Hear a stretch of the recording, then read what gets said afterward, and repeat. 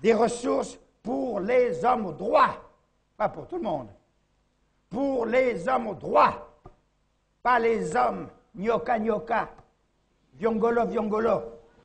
Pas pour le corrompu, pas pour l'occultiste. Pas pour celui superment intelligent avec 1000 diplômes, mais moralement sale, moralement sale. Bien-aimé, c'est l'heure du choix.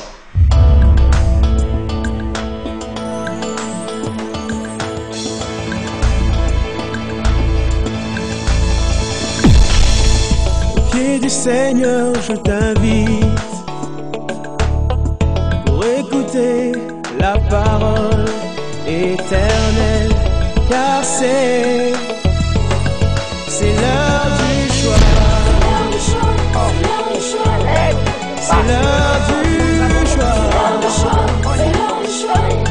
C'est l'heure du choix. C'est l'heure du choix.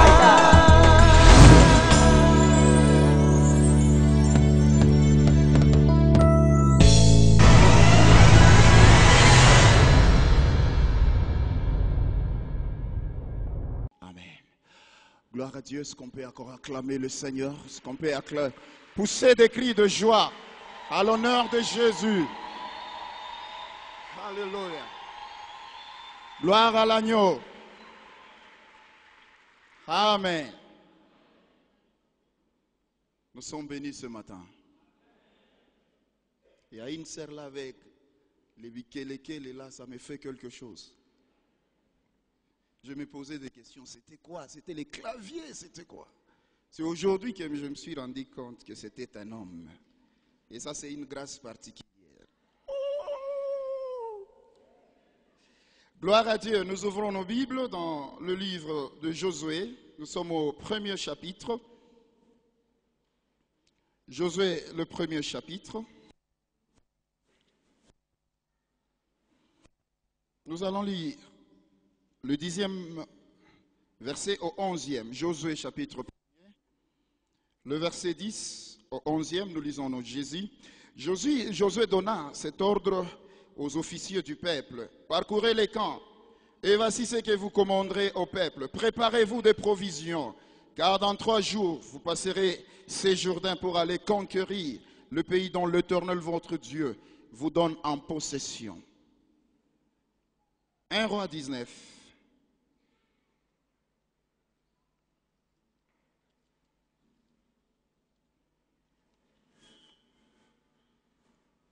1 Roi chapitre 9, nous lisons à partir du premier verset. Akab rapporta à Jézabel tout ce qu'avait fait Élie et comment il avait tué par l'épée tout le prophète. Jézabel envoya un messager à Élie pour lui dire que les dieux me traitent dans toute leur rigueur. Si demain, à cette heure, je ne fais de ta vie ce que tu as fait de la vie de chacun d'eux. Élie, voyant cela, se leva et s'en alla pour sauver sa vie. Il arriva à Beersheba qui appartient à Juda. Il laissa son serviteur.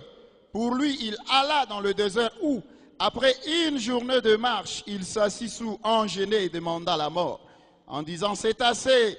Maintenant, Éternel, prends mon âme. Car je ne suis pas meilleur que mes pères. Il se coucha et s'endormit sous un genêt. Et voici un ange le toucha. Et il lui dit, lève-toi, mange. Il regarda et il y avait à son chevet un gâteau cuit sur de pierres chauffées et une cruche d'eau. Il mangea et but, puis se recoucha.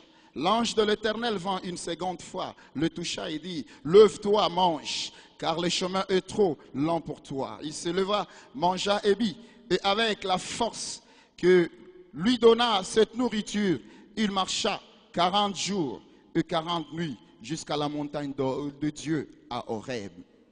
Ajoutons encore Zacharie.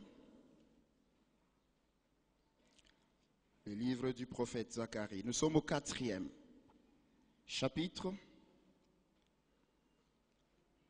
Zacharie chapitre 4, nous lisons au 6e et au 7e verset.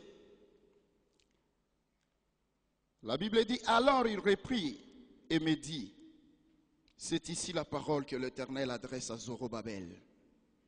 Ce n'est ni par la puissance, ni par la force, Mais c'est par mon esprit, dit l'Éternel des armées. Qui es-tu, grande montagne, devant Zorobabel? Tu seras aplani. Il posera la pierre principale au milieu des acclamations. Grâce, grâce pour elle. Gloire à Dieu.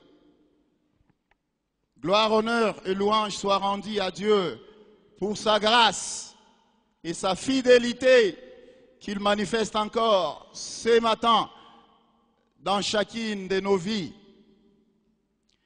La Bible dit, heureux l'homme que l'Éternel admet dans sa présence.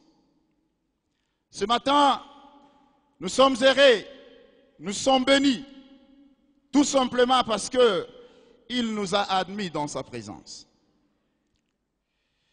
Encore une fois, nous bénissons notre Père, le pasteur Amani et Maman Thérèse, pour ce sens de responsabilité que Dieu leur a confié pour nous encadrer et faire de nous ce que nous sommes. Merci aussi à tous les comités et à tous ceux qui font preuve de leur amour envers nous. Il y a toujours des gens qui font preuve de leur amour envers nous et nous sommes touchés pour ça. Que Dieu bénisse tous ceux qui vont nous suivre sur le média et que tous dans la présence du Seigneur soyons bénis au nom de Jésus. Ce matin, nous continuons avec notre thème, les provisions pour une vie de réussite et de victoire. Bien-aimés dans le Seigneur, c'est possible que nous menions une vie de réussite et de victoire. C'est possible que nous menions une vie de succès en succès.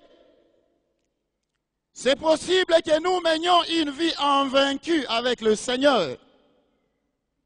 Et nous avons dit la condition qui nous est donnée est que chacun de nous doit se faire des provisions pour cette vie de réussite et de victoire. Josué donna cet ordre aux officiers du peuple. Parcourez les camps et voici ce que vous commanderez au peuple.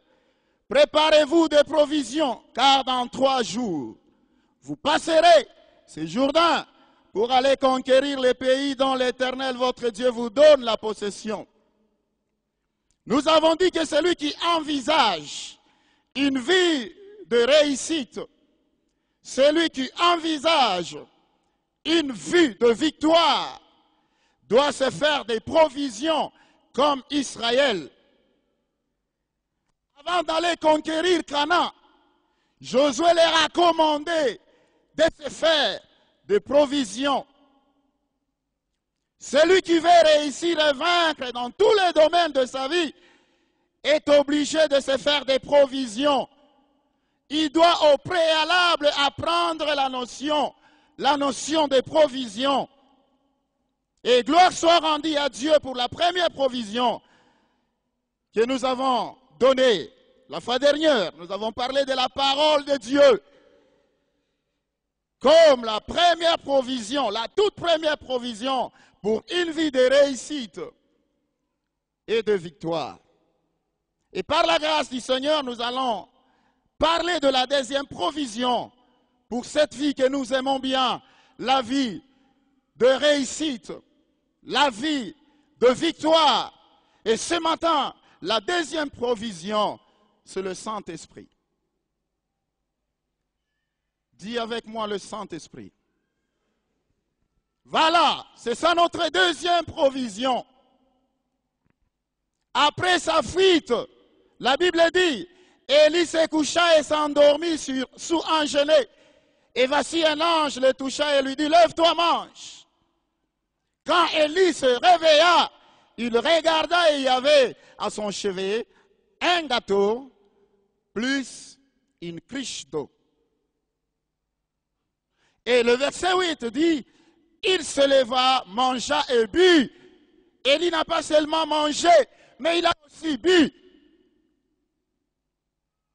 Et la Bible dit, avec la force que lui donna cette nourriture, il marcha 40 jours et 40 nuits jusqu'à la montagne de Dieu, à Horeb.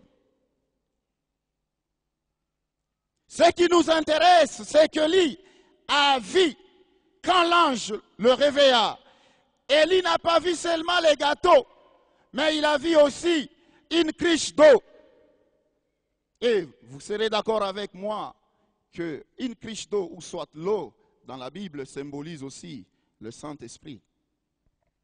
Jean chapitre 7e, le verset 37 à 39, la Bible dit, les derniers jours, le grand jour de la fête, Jésus se tenant debout s'écria, si quelqu'un a soif, qu'il vienne à moi et qu'il boive. Celui qui croira en moi, de fleuves d'eau vive couleront de son sein, comme dit l'Écriture. Et le verset 39 dit, il dit cela de l'Esprit que devait recevoir ceux qui croiraient en lui. Alléluia. Nous parlons ce matin du Saint-Esprit comme la deuxième provision pour une vie de réussite et de victoire. Et pour bien préciser les choses, nous parlerons deux fois de l'onction du Saint-Esprit. Alléluia. Ce que nous devons savoir, c'est que nous ne pouvons pas parler du Saint-Esprit sans toucher son onction. Tout comme nous ne pouvons pas parler de l'onction sans parler du Saint-Esprit. Quand vous parlez du Saint-Esprit, l'onction intervient. Et quand vous touchez l'onction, c'est le Saint-Esprit qui en est l'auteur. Alléluia. Alléluia. Et par là, nous ne devons pas confondre l'onction du Saint-Esprit au Saint-Esprit.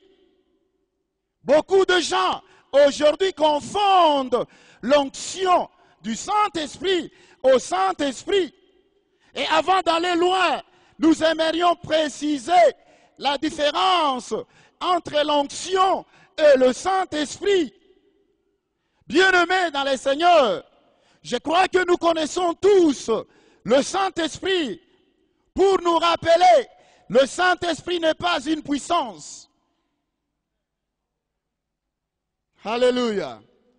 Je le répète encore, que le Saint-Esprit n'est pas une puissance. Le Saint-Esprit n'est pas une force agissante. Le Saint-Esprit n'est pas l'expression figurée de l'énergie divine. Mais le Saint-Esprit, c'est une personne. L'Écriture lui attribue une personnalité distincte, comme elle le fait pour le Père et le Fils.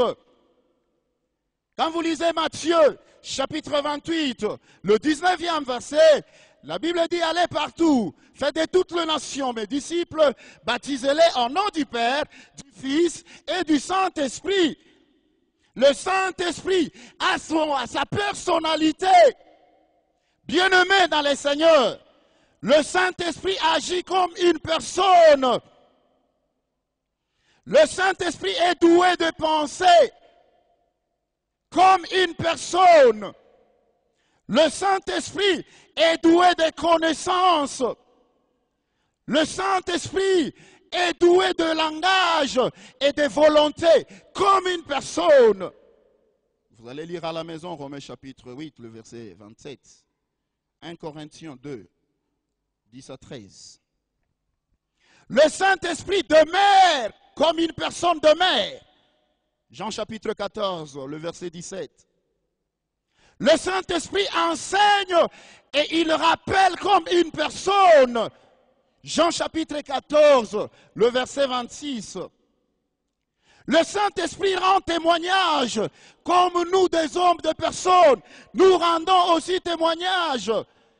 Jean chapitre 15, le verset 26. Le Saint-Esprit convainc du péché. Jean chapitre 16, le verset 8. Le Saint-Esprit conduit dans la vérité. Le Saint-Esprit parle. Le Saint-Esprit entend. Le Saint-Esprit annonce des choses comme une personne. Jean chapitre 16, le verset 13. Bien-aimés dans le Seigneur, le Saint-Esprit est loin d'être une personne, est loin d'être une puissance.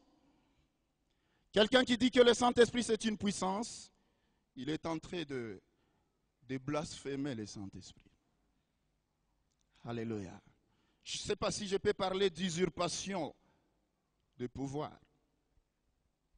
Le Saint-Esprit est loin d'être une puissance. Il est une personne et je vais préciser les choses pour nous dire qu'il est la troisième personne de la Trinité.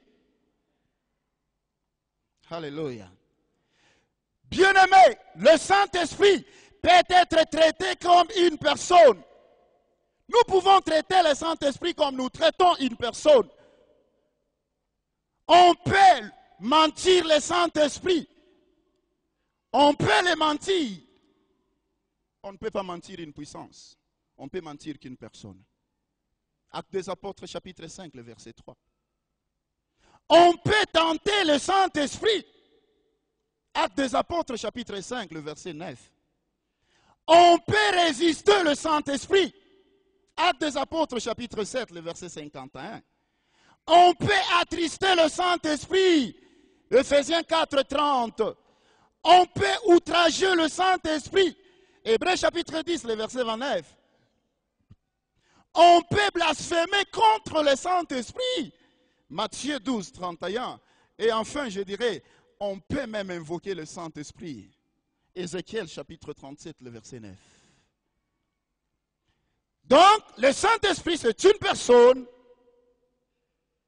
Puisque le Saint-Esprit, c'est une personne, nous devons maintenant retenir que en lui, il y a une puissance. Et c'est cette puissance que possède le Saint-Esprit que nous appelons onction. Gloire à Dieu. Gloire à Dieu. Cette puissance qu'a le Saint-Esprit, puisque c'est une personne, chacun de nous a quelque chose en lui. Chacun de nous a une potentialité en lui. Cette puissance que possède le Saint-Esprit, c'est ce que nous appelons onction du Saint-Esprit. Et il ne faut pas confondre le Saint-Esprit à l'onction. L'onction, c'est une puissance que possède le Saint-Esprit. L'onction, c'est une puissance du Saint-Esprit. C'est pourquoi la Bible parle toujours de l'onction du Saint-Esprit. Alléluia. Actes des Apôtres, chapitre 1er, le verset 8 dit: mais vous recevrez une puissance. Le Saint-Esprit surviendra sur vous. Et vous serez mes témoins. Alléluia. Vous recevrez une puissance, virgule. Et le Saint-Esprit surviendra sur vous. En d'autres termes, ça veut dire, vous recevrez une puissance lorsque le Saint-Esprit va descendre sur vous. Gloire à Dieu.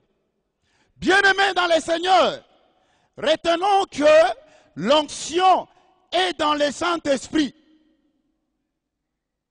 L'onction est dans le Saint-Esprit. Et j'aimerais bien préciser les choses pour dire que l'onction n'est pas dans l'huile. L'onction n'est pas dans l'eau. Beaucoup de gens pensent que en appliquant l'huile sur eux, c'est alors qu'ils vont recevoir l'onction ou recevoir le Saint-Esprit. Loin de là cette pensée, si elle est en nous. Bien-aimé, si tu veux être loin véritablement, fais-toi ami du Saint-Esprit.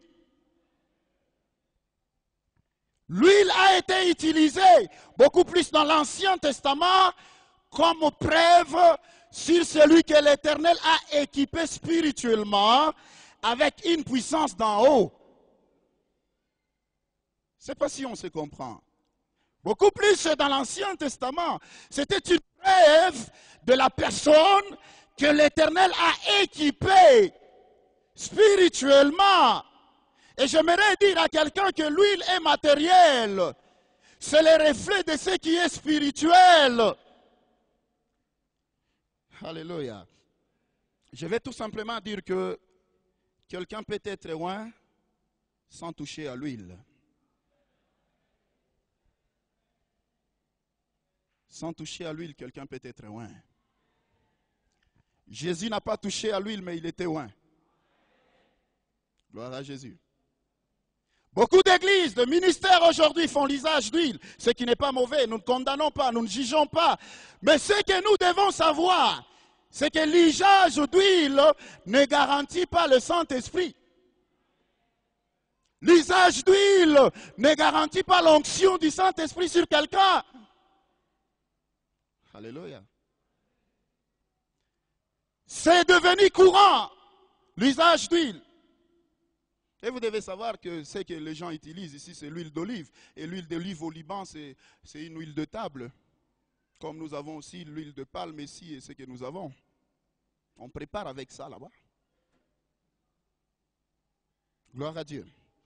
J'ai toujours comparé l'huile que les hommes utilisent aujourd'hui à un diplôme. Voyez-vous un diplôme? Savez-vous qu'un diplôme, c'est un papier comme tous les autres papiers?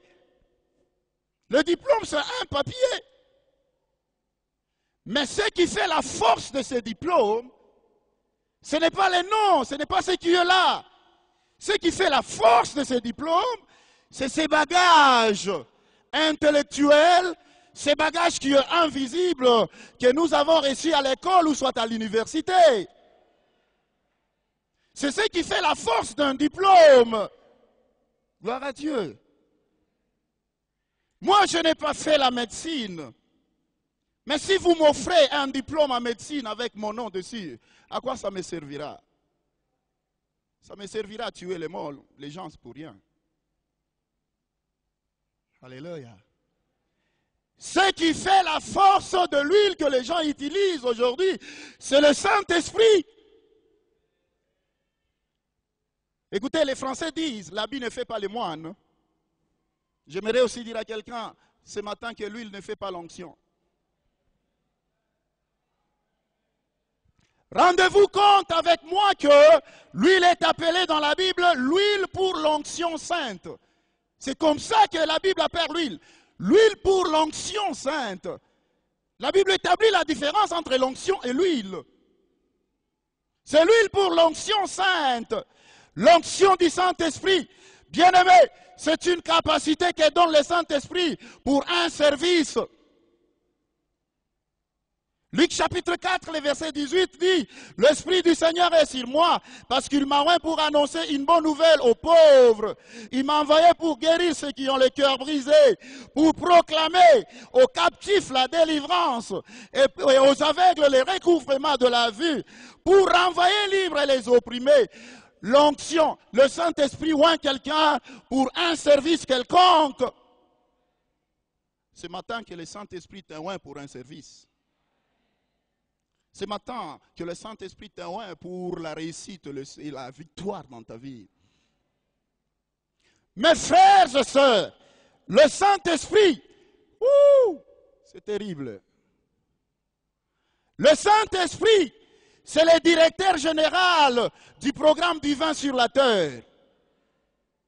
Le DG du programme général, le programme du ciel sur la terre.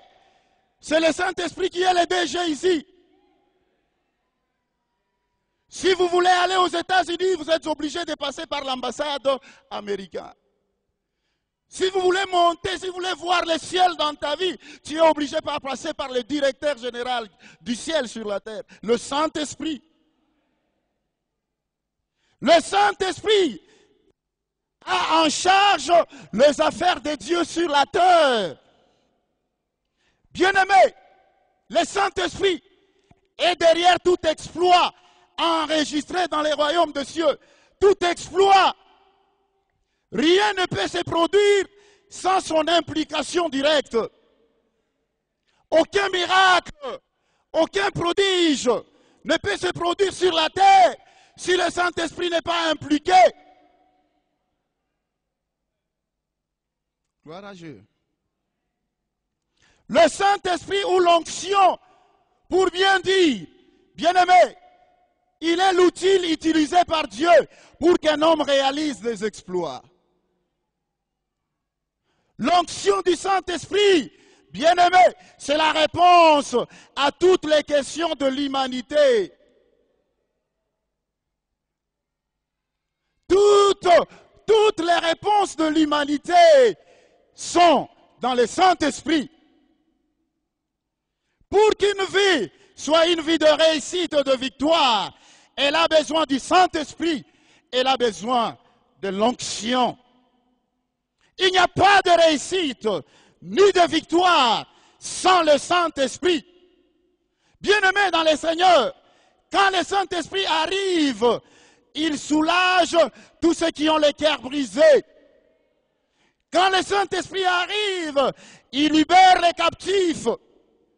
Quand le Saint-Esprit arrive, il ouvre les portes des détenus, de ceux qui sont détenus. Il console les affligés, car il est le consolateur. Bien-aimés dans le Seigneur, le Saint-Esprit remplace la joie à la place de chagrin. Le Saint-Esprit remplace la beauté à la place de cendre. Et quelqu'un a dit, si vous trouvez la puissance de Dieu, alors vous avez trouvé les trésors du ciel. Écoutez-moi, un trésor a quelque chose de précieux en lui. Un trésor a quelque chose de précieux en lui. Et il a le pouvoir de rendre précieux celui qui le possède. Si vous avez un trésor, vous devez savoir que dans ce trésor, il y a quelque chose de précieux. Et parce que vous détenez les trésors, c'est que vous avez en vous quelque chose capable de changer ta vie. C'est pareil du Saint-Esprit. Le Saint-Esprit, c'est un trésor. En lui, il y a quelque chose de précieux. Et le Saint-Esprit a le pouvoir de rendre précieux celui qui le possède. Joseph, qui était esclave, est devenu premier ministre à cause de ce trésor qui s'appelle Esprit de l'Éternel. Et Pharaon, ce jour-là, a crié, où trouverions-nous un homme?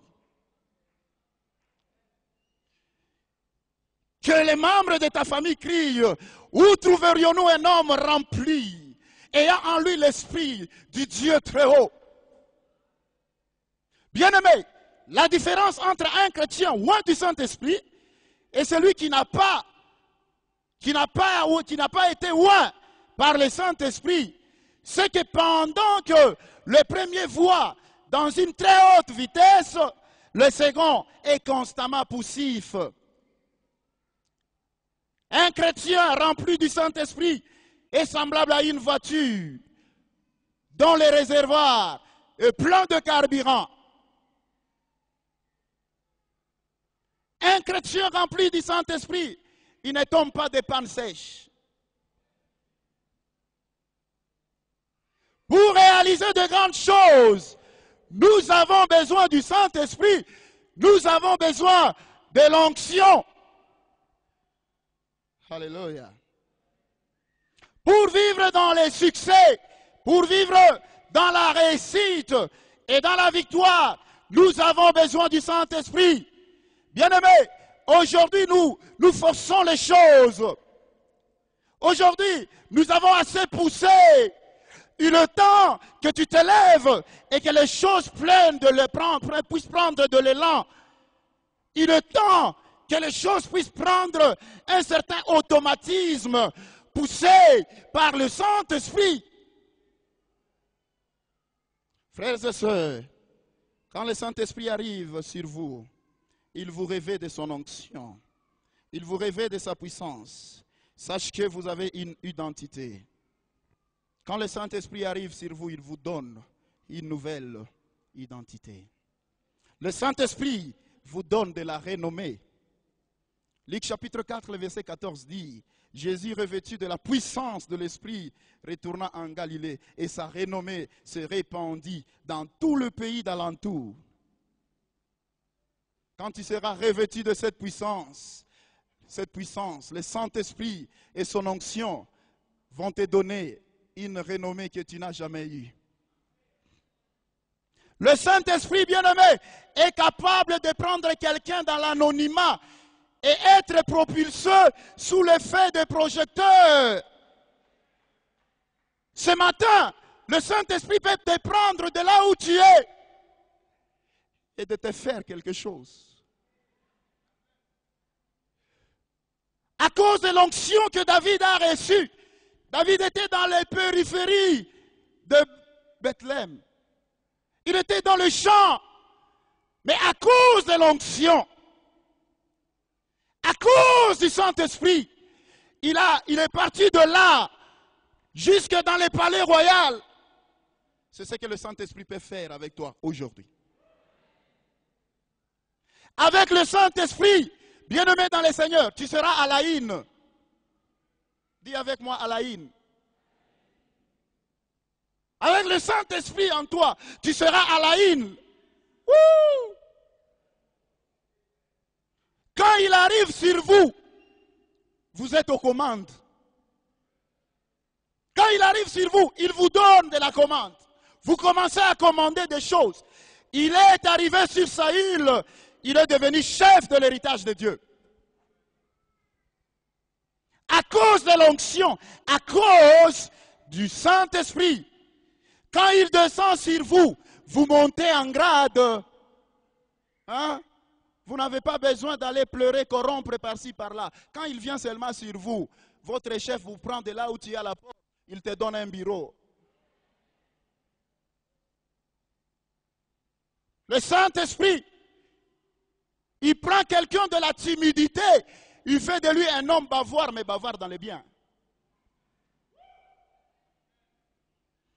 L'apôtre Pierre, qui s'est caché, qui ne pouvait pas sortir, parce qu'il avait peur. Mais ce jour-là, le Père est devenu découragé à cause du Saint-Esprit qui est descendu sur lui. Gloire à Dieu. Nous avons besoin du Saint-Esprit.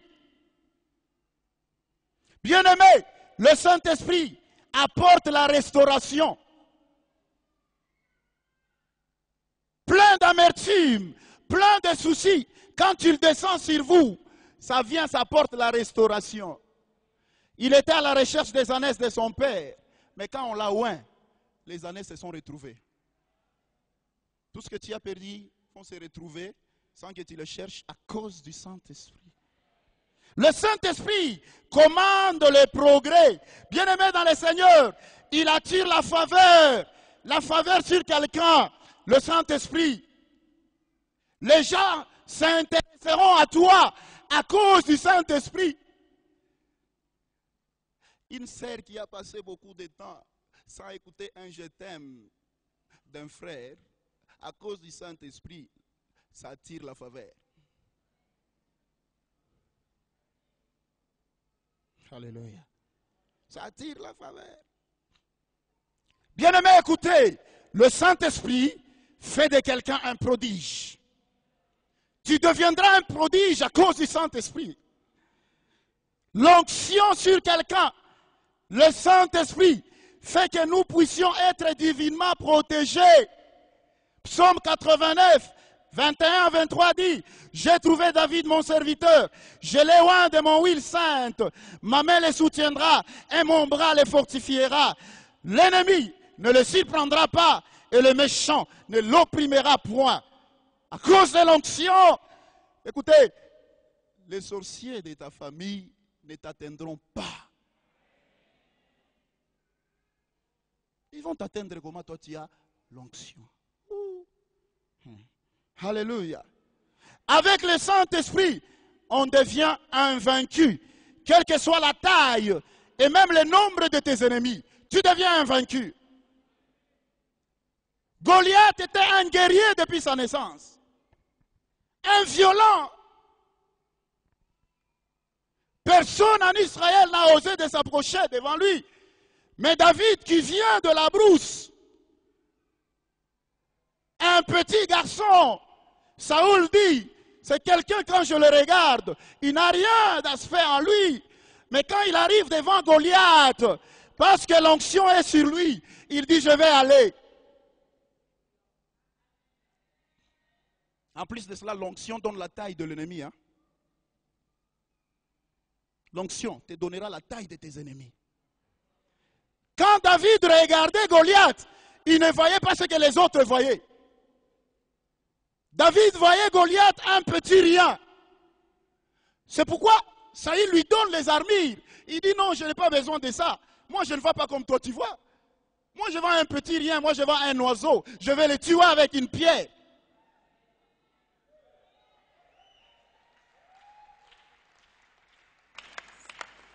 Alléluia. Tu dresses devant moi une table en face de mes adversaires. Tu induis ma tête et ma coupe déborde. Le Saint-Esprit satisfait, bien-aimé, même si on n'en a pas assez. Tu n'as rien, tu n'as pas assez, mais ça, le Saint-Esprit te satisfait. Tu es comblé. Tu n'as pas besoin d'aller toucher aux fétiches à cause de l'insatisfaction.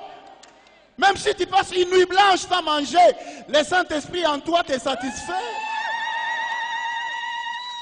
Même si tu n'as pas le mariage, le Saint-Esprit en toi te satisfait.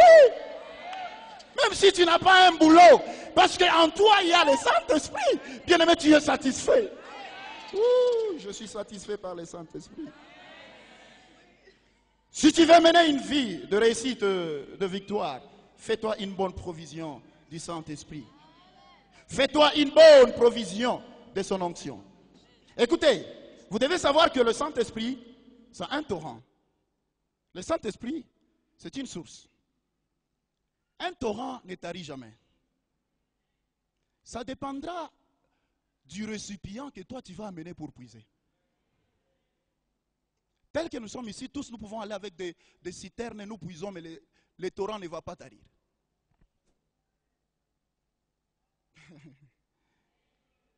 Est-ce qu'il y a quelqu'un qui fait faire une bonne provision ce matin du Saint-Esprit? David lui a dit ma coupe. Je ne sais pas ce que toi tu vas dire. Alléluia. Moi je vais puiser, toi tu viendras puiser, l'autre viendra puiser. Le monde entier va puiser, mais le torrent ne tarira point. Bien-aimé, tu dois faire une bonne provision. Tu as besoin d'une onction sans mesure. Quand vous lisez Ézéchiel chapitre 47, vous allez comprendre, la Bible dit, les eaux sortaient du seuil de la maison. L'homme lui a pris, il est sorti avec lui dehors. La Bible dit, cet homme a mesuré 1000 coudées. Il a dit à Ézéchiel, Ézéchiel traverse. Quand Ézéchiel traverse, l'eau était sur le cheville. C'est ce que la Bible dit. L'homme ne s'est pas arrêté par là. Il lui a dit, il a mesuré encore 1000 coudées. Il a dit à Ézéchiel, traverse. L'eau était au genou. Pour la troisième fois, il a mesuré 1000 coudées. Il a dit, traverse. L'eau était au rein. Et pour la quatrième fois, j'aime. Ézéchiel dit, c'était un torrent. Un torrent que je ne pouvais pas. Je ne pouvais plus encore me conduire comme je me conduisais quand c'était au niveau de cheville. Et pour en sortir, ce n'est pas Ézéchiel qui est sorti. La Bible dit, l'homme a pris Ézéchiel pour le faire sortir de là. C'est-à-dire, ce n'est pas Ézéchiel qui se conduisait encore, mais c'est les torrents qui commençaient à emporter Ézéchiel. Ce matin, ne conduis pas le Saint-Esprit, mais laisse le Saint-Esprit te conduire. Et la Bible dit, quand il est sorti, Ézéchiel a vu des choses qu'il n'avait pas vues quand c'était encore à la première fois, ni à la deuxième fois, ni même à la troisième fois. La Bible dit, quand il est sorti, il a vu tout autour des dérives de ces torrents. Il a vu des arbres fruitiers de toutes sortes. Tu verras des choses dans ta vie quand ce n'est plus toi qui conduiras le Saint-Esprit, mais quand c'est le Saint-Esprit qui te conduira. Et il dit, l'homme lui a dit, partout où va aller ce torrent, quand le torrent va se jeter dans la mer, l'eau de la mer deviendra saine. Ça j'aime. Écoutez, le Saint-Esprit quand il entre en toi, l'amertume laisse la place. Quand il vient, tu es libéré de toutes choses. Quand il vient, tu es libre. Bien-aimé, avec le Saint-Esprit, on devient un autre homme. Deviens un autre homme ce matin dans le nom de Jésus. Samuel a dit à Saül, il viendra sur toi, tu prophétiseras et il va te transformer en un autre homme. Si tu veux être transformé en un autre homme invaincu, si tu veux être transformé en un autre homme sans échec, si tu veux être transformé en un autre homme qui va de gloire en gloire, laisse-toi conduire par le Saint-Esprit. Laisse-toi que le Saint-Esprit te conduise. Je vais aller vite et je vais nous dire une chose, bien-aimés dans le Seigneur. Chacun a déjà fait une bonne provision de la parole. Ce n'est pas mauvais, c'est une bonne chose. Parce que nous avons parlé de la parole de Dieu comme la première provision. Mais je vais dire à quelqu'un, la parole seule ne suffit pas. Pour mener une vie de réussite et de victoire, la parole doit être associée à l'Esprit de Dieu.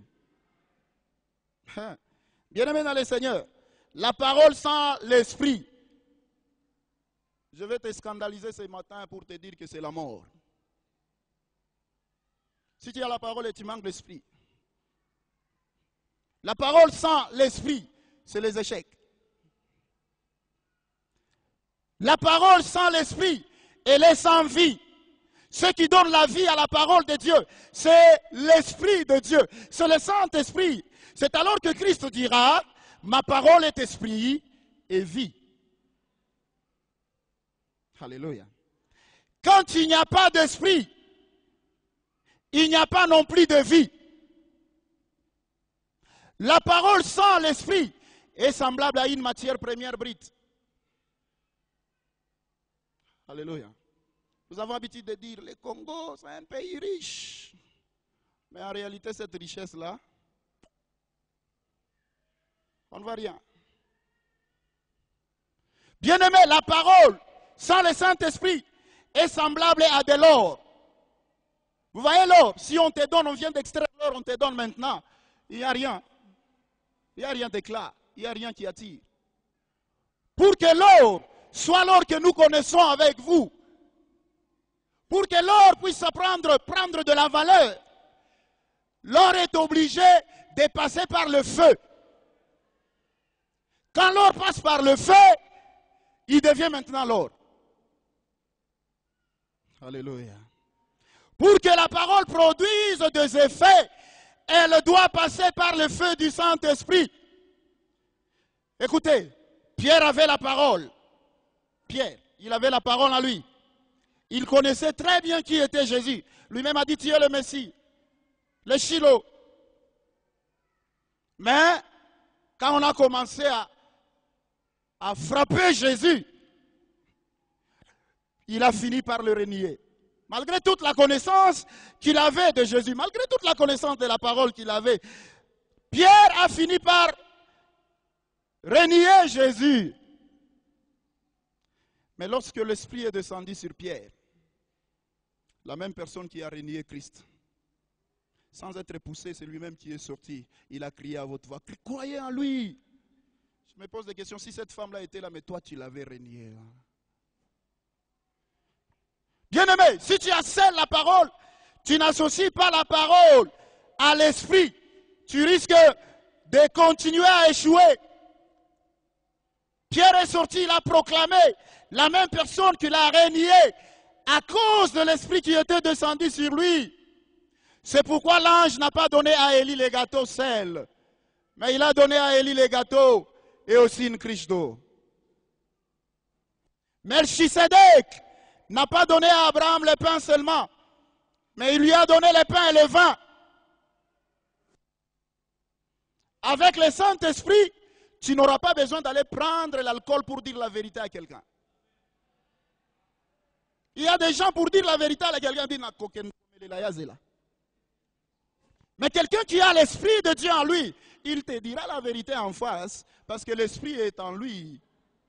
Ne vous enivrez pas de vin, car c'est de la débauche. Mais soyez remplis du Saint-Esprit. Alléluia. La parole de Dieu et le Saint-Esprit forment un couple indivisible. La parole de Dieu et le Saint-Esprit forment une association inséparable. La parole de Dieu et le Saint-Esprit forment une complicité éternelle. Pour que ta vie ait de l'équilibre, elle a besoin de la parole et aussi du Saint-Esprit. Je dirais que si la parole et l'esprit étaient de membres inférieurs, étaient de jambes, la parole c'est la jambe gauche et le Saint-Esprit c'est la jambe droite. Ça, c'est parole jambe droite, Saint-Esprit jambe gauche. C'est la même chose. Pour que tu marches bien, tu as besoin de deux jambes. Quelqu'un qui a une seule jambe et l'autre qui a deux jambes, qui va arriver avant l'autre? Nous connaissons la réponse. Alléluia. La lettre tue, mais l'esprit vivifie. Le pasteur Miller, quand il est passé par ici, nous a dit qu'aux États-Unis, ils disent, si vous avez la parole sans l'esprit, vous allez sécher. La parole sans l'esprit, vous séchez. Mais si vous avez aussi l'esprit sans la parole, vous allez exploser.